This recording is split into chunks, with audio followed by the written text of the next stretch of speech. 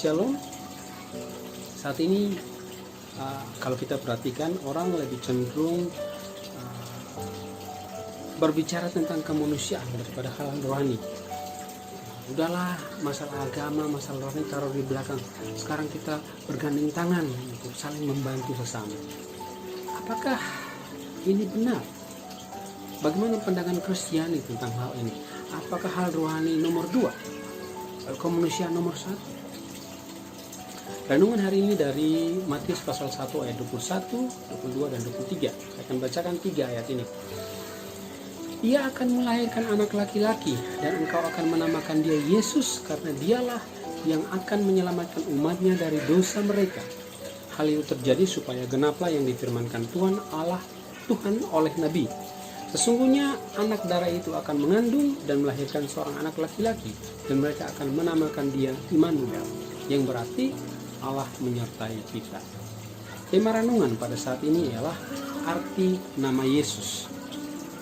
Kenapa kita pelajari dan renungkan arti nama Yesus? Apa hubungannya arti nama Yesus dengan situasi saat ini? Bagaimana memahami arti nama Yesus dalam hubungannya dengan pandemi COVID-19? Renungan hari ini akan dibagi dalam 2 poin. Yang pertama, juru selamat. Kita baca ayat ini, ayat 21. Ia akan melahirkan anak laki-laki, dan engkau akan menamakan dia Yesus, karena dialah yang akan menyelamatkan umatnya dari dosa mereka. Sekarang kita bahas kata menyelamatkan umatnya dari dosa mereka. Ya, ini arti nama Yesus, menyelamatkan umatnya dari dosa mereka. Kata menyelamatkan adalah kata kerja yang langsung disematkan kepada Yesus dalam ayat ini. Ini membuat Yesus menjadi satu-satunya orang yang dinubuatkan Alkitab untuk menyelamatkan umat Allah dari dosa. Tidak ada, di dalam Alkitab tidak ada kisah lain yang diutus untuk menyelamatkan umat dari dosa.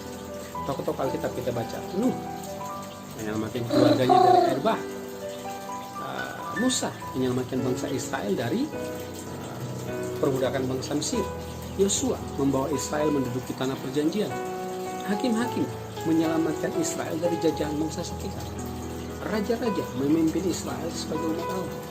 Tetapi tidak ada misi seperti Yesus. Ya, Yesus satu-satunya yang memiliki misi, diberikan misi untuk menyelamatkan umatnya dari dosa. Umat Yesus sendiri. Nah, apa yang dimaksud dengan umatnya? 1 Petrus 2 ayat 9 itu menjelaskan bahwa umatnya ialah orang yang dipilih untuk diselamatkan dengan tujuan bersaksi tentang Tuhan kepada dunia.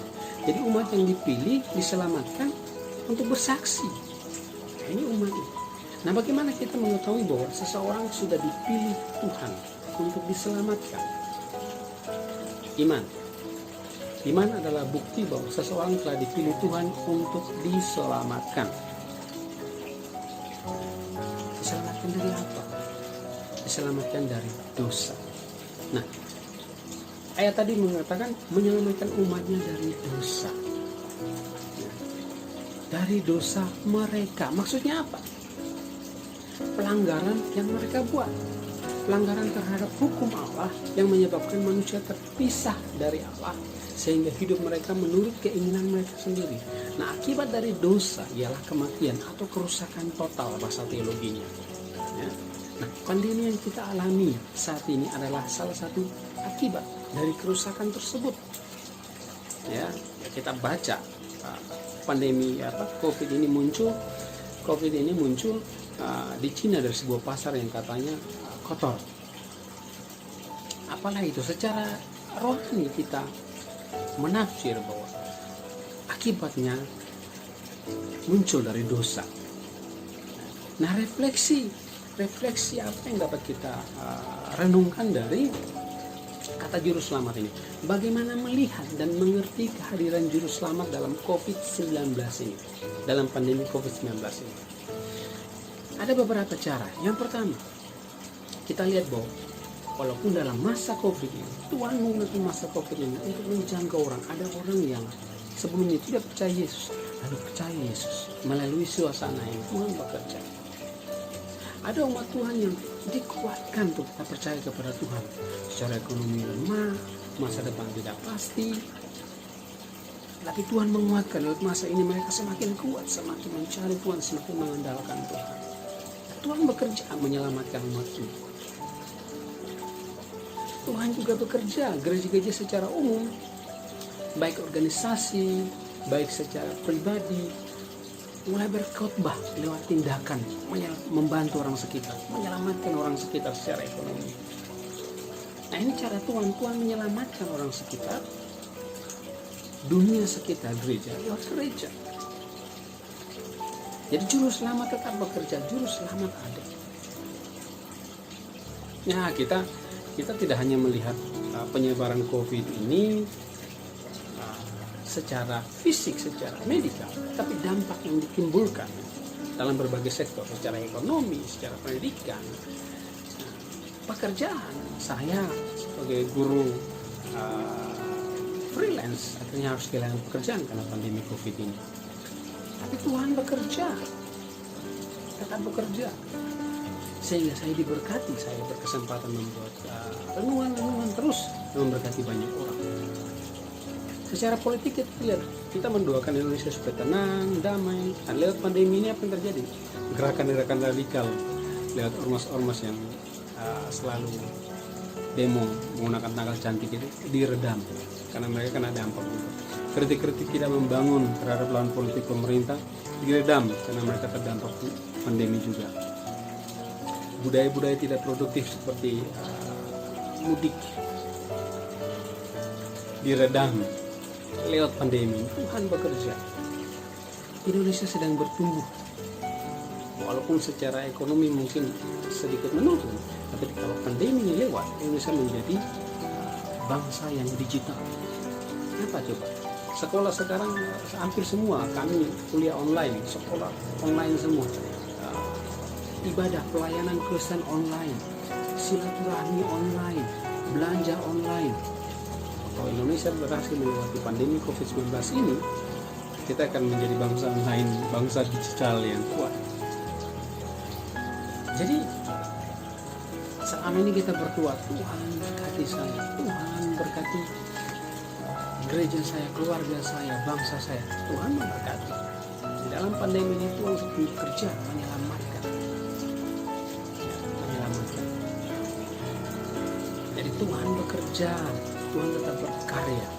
Sang Juru Selamat sedang bekerja di dalam dan melalui pandemi COVID-19 ini untuk mendatangkan kebaikan bagi Anda dan bagi saya, bagi keluarga kita, bagi gereja kita, bagi bangsa kita. Poin yang kedua, Immanuel. Saya akan bacakan ayat dari Matius 1 ayat 23. Sesungguhnya anak darah itu akan mengandung dan melahirkan seorang anak laki-laki, dan mereka akan menamakan dia Immanuel, yang berarti Allah menyertai kita. Apa arti Immanuel dalam situasi pandemi COVID-19 ini? Tetap sama, Allah menyertai. Seperti yang telah kita renungkan sebelumnya pada poin 1, Juru Selamat sedang bekerja menyelamatkan dengan berbagai cara. Ini adalah bukti bahwa Yesus menyertai kita. Baik Kristen secara khusus, bangsa Indonesia secara umum, bahkan dunia secara global, tetap ada dalam penyertaan Tuhan. Karena namanya ialah Immanuel, ya jati dirinya. Nama itu jati diri seseorang. Namun tentunya ada banyak pertanyaan yang tersisa. Ya, saya sudah tolong, tapi kayaknya nggak cukup. Masih banyak orang yang susah. Pemerintah sudah berdoa, pemerintah sudah berusaha, tim medis sudah berusaha, tapi masih saja ada pasien yang meninggal, pasien COVID-19 yang meninggal. Sepertinya sia-sia. Di mana Tuhan? Kita sudah berusaha semampu, tapi kita masih kurang. Di mana Tuhan? Anda bisa berdoa. Kalau Anda sudah berusaha nggak mampu, doakan saja, cari bantuan semampu Anda. Karena kalau ternyata Anda merasa tidak maksimal, mungkin Tuhan tidak sedang menyelamatkan mereka, tapi Tuhan sedang menyelamatkan Anda. membangun kepedulian dalam diri Anda. Gereja mungkin tidak dapat melakukan dengan maksimal, tetapi Tuhan sedang membangun gereja menjadi gereja yang peduli. Teruslah berkarya. Allah sedang bekerja melalui kepedulian orang Kristen kepada sesama. Allah sedang membentuk hati umatnya, membentuk hati gerejanya untuk menjadi gereja yang peduli, gereja yang menjadi perpanjangan tangannya, gereja yang hadir di tengah-tengah dunia, menyertai. Kapan pandemi ini berakhir? Tidak tahu kapan, nggak ada yang tahu. Semua tidak pasti. Tapi Allah yang tinggal bersama-sama dengan kita sedang membentuk pola hidup kita menjadi orang yang peduli pada kesehatan, peduli pada sesama, tidak egois. Hal ini pasti. Pandemi akan berlalu kapan?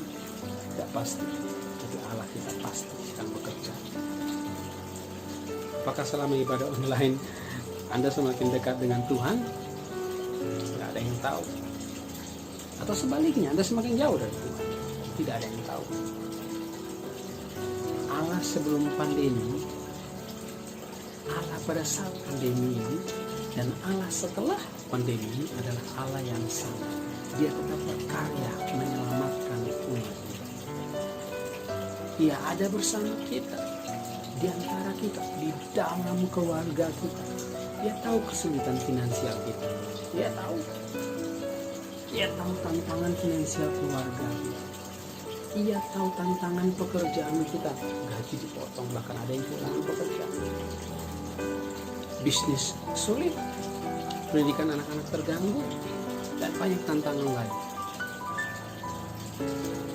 Dia tahu kapan pandemi COVID-19 ini berlalu, kapan situasi pekerjaan bisa normal, kapan gereja bisa pelayanan ibadah dengan normal, kapan sekolah bisa kembali normal.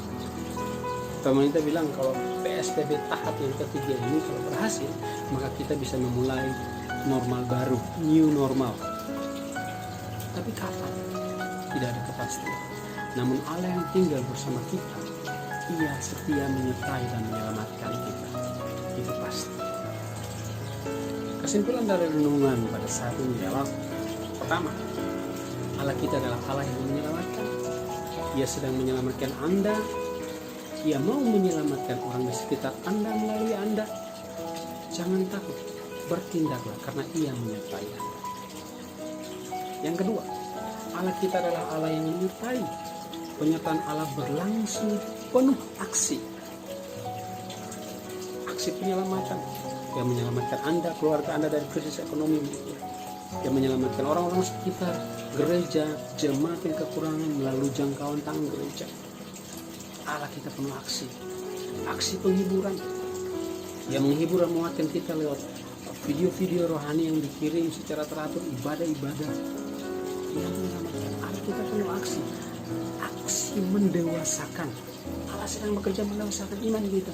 Sehingga kita nggak perlu dicari pendeta lagi, dicari majelis lagi. Sekarang kita yang putuskan, saya mau ibadah apa enggak. Allah kita Allah penuh aksi yang menjawab doa-doa kita. Dengan caranya tentunya, dalam waktu. Aksi Allah apa yang dapat Anda rasakan dalam hidup Anda, yang dapat Anda lihat, Anda nikmati dalam hidup Anda. Syukuri itu. Kalau Anda belum dapat melihat aksi apa yang Allah sedang kerjakan dalam hidup Anda, berdoa mohon Roh Kudus membuka pikiran, mata hati Anda untuk melihat karya Allah dalam hidup Anda saat ini, dan syukuri hal itu. Akhirnya, selamat menikmati penyertaan Allah. Selamat menikmati aksi-aksi Allah dalam tindakan-tindakannya. Tuhan Yesus memberkati. Amin.